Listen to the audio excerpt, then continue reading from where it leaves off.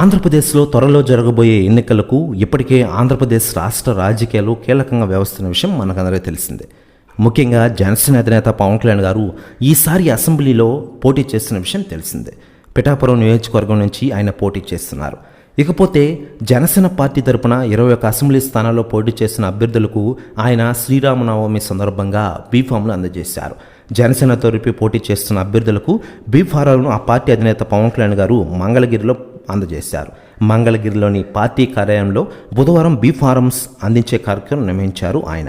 ఈ సందర్భంగా పవన్ కళ్యాణ్ గారు మాట్లాడుతూ ఎన్నికలు చాలా కీలకమైనమన్నారు. ఎన్నో ఒత్తిళ్లు ఎదుర్కొని కూటమిగా ఏర్పడి ఎన్నికల్లో పోటీ చేస్తున్నామన్నారు. ప్రభుత్వ వ్యతిరేక ఓటు చేయకూడదనే దృఢ సంకల్పంతో ఏర్పడిన కూటమికి రానున్న ఎన్నికల్లో ప్రజలు పట్టం కడతారని ఆశిస్తున్నట్లు పవన్ కళ్యాణ్ గారు ఆశాభావం వ్యక్తం చేశారు.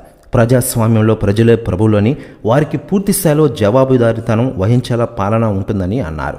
బీఫామ్స్ తీసుకున్న అభ్యర్థులతో రాష్ట్ర అభివృద్ధికి ఆర్ఎన్ఎస్లో పాటుపడతామని ప్రజ్ఞాపించారు జనసేన అధినేత పవన్ కళ్యాణ్ గారు. ఇక ఇదిలా ఉండగా పవన్ కళ్యాణ్ గారు పిఠాపురం గెలుపుపై తాజాగా కాంగ్రెస్ చీఫ్ సోనియా గాంధీ గారు స్పందించారట. ఆమె మాట్లాడుతూ పవన్ కళ్యాణ్ గారు ఆంధ్ర రాజకీయాల్లో ప్రస్తుతం కీలకంగా వ్యవహరిస్తున్నారు. తాను పోటీ చేస్తున్న పిఠాపురం నియోజకవర్గంలో చేతులు నిలిచిపోయి విజయం సాధించబోతున్నారు, అందరూ చూస్తూ ఉండండి అంటారట సోనియా గాంధీ గారు. పరిస్థితి న్యూస్ కూడా తెగ వైరల్ అవుతోంది.